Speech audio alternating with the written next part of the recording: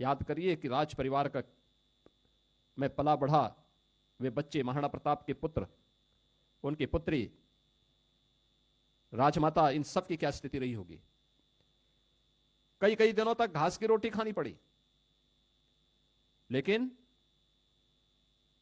देश और धर्म की खातिर विदेशी हुकूमत के सामने सिर नहीं झुकाना है। और उसके लिए तैयारी जब कर रहे थे, उस समय दो ही प्रकार की चीजें उनके सामने थी। हर हाल में मेवाड़ को की रक्षा करना है, भारत के अंदर स्वाधीनता की लौ को जलाना है, विदेशी दासता से, किसी भी प्रकार से विदेशी दासता को भारत के ऊपर मुखर नहीं होने देना है। उसके काले बादल भारत के ऊपर नहीं छाने चाहिए। एक संकल्प के साथ जब उन्होंने कार्य करना प्रारंभ किया, तो उस समय अरावली के उन जंगलों में वहां के भील और मीना जाति के लोगों ने ही उनकी मदद की थी। सेना संगठन का कार्य करना है, दुश्मन की सेना पीछे पड़ी हुई है,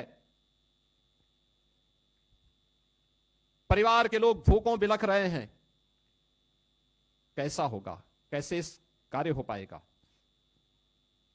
लेकिन वहां के भील, वहां की जनजातियों ने भी स्वदेश और स्वाभिमान के इस महत्व को समझा था और वे महाराणा प्रताप के साथ खड़े रहे। कैसे छापामार युद्ध होता है, इस युद्ध कला को महाराणा प्रताप ने उस कालखंड में प्रस्तुत करके अकबर के दांत खट्टे कर दिए थे, मुगल सेना के दांत खट्टे करने के काम किए थे। और अंत में जब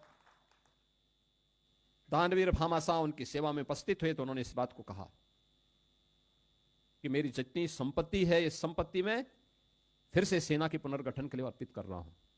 महाराणा प्रताप ने कहा, ये क्या कर रहे हो भाई? अरे सारे लोग तो अपने लिए अर्जित करते हैं। उन्होंने कहा, नहीं, मैंने जो भी संपत्ति अर्जित की थी इसी देश से अर्जित की थी और इसलिए उसके लिए समर्पित कर रहा हूं। यानी याद करिए, उस समय भी 500 वर्ष पहले भी यह भाव था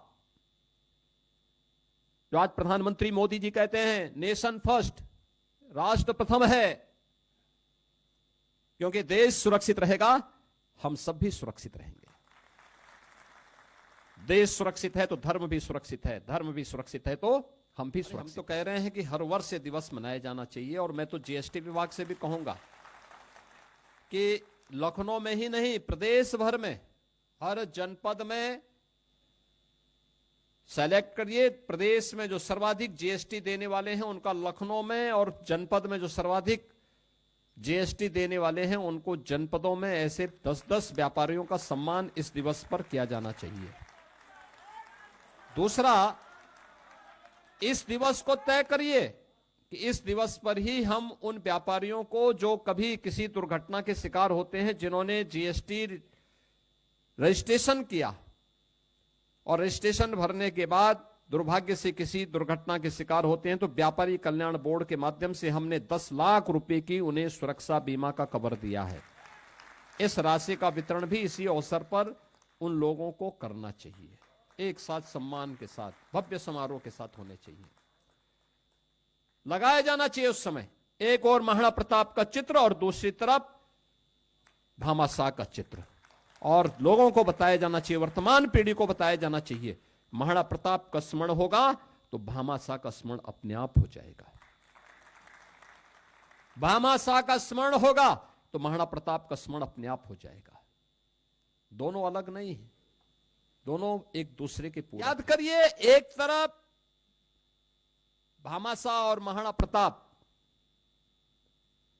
स्वामी विवेकानंद और मैसूर के राजा चाम राजेंद्र वाडियार जी, डॉक्टर भीमराव अंबेडकर और सयाजीराव गायकवाड़ बड़ोदरा के महाराजा और खेतड़ी राजस्थान के महाराजा अजीत सिंह जी। आप मुझे बताइए, कहां इसमें जाति भेद है? कहां पे भेद है? ये वोट बैंक के लिए लोग कब तक और कितना बांटेंगे देश को? कितना बांटेंगे? ये बांटने वाले लोग वही हैं जिनको जब अवसर मिला था तो उन दुर्दांत माफियाओं के सामने नाक रगड़ रहे थे। आप याद करिए, अंतर यही होता है। ये डबल इंजन की सरकार है। आदरणीय प्रधानमंत्री जी की प्रेरणा से जब सकारात्मक सोच के साथ सरकार कार्य करती है तो हमने यहां के परंपरागत उद्यम को प्रोत्साहित करने के लिए वन डिस्ट्रिक्ट वन प्रोडक्ट की योजना चलाई। करोड़ों लोगों को रोजगार मिला। व्यापारियों को अपने प्रोडक्ट को एक प्लेटफॉर्म प्राप्त हुआ और वो एक्सपोर्ट का एक नया केंद्र बन गया। लेकिन इस जाति के नाम पर बांटने वाले लोगों ने माफियाओं के सामने सत्ता को गिरवी रख दिया था और इन्होंने वन डिस्ट्रिक्ट वन माफिया देकर के प्रदेश की कानून व्यवस्था को पूरी तरह सत्यानाश करके रख दिया था। ये वही लोग हैं।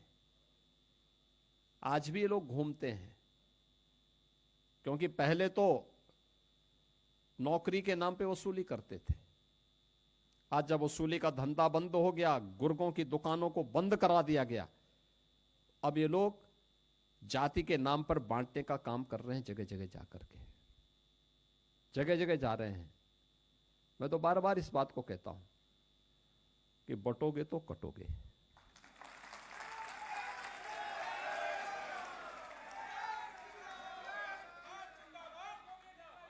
एक रहोगे तो नेक रहोगे। पहले बोला था कि अगर लूटोगे, व्यापारी और बेटी की सुरक्षा में खतरा पैदा करोगे तो दूसरे चौराहे पे यमराज इंतजार कर रहा होगा।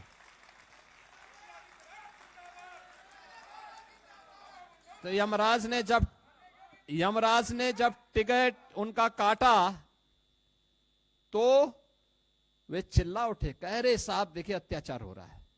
अरे अत्याचार तब नहीं हो रहा था जब व्यापारी पे गोली मार रहे थे, और जब उसकी प्रतिक्रिया हुई तो उसके बाद चिल्ला उठे।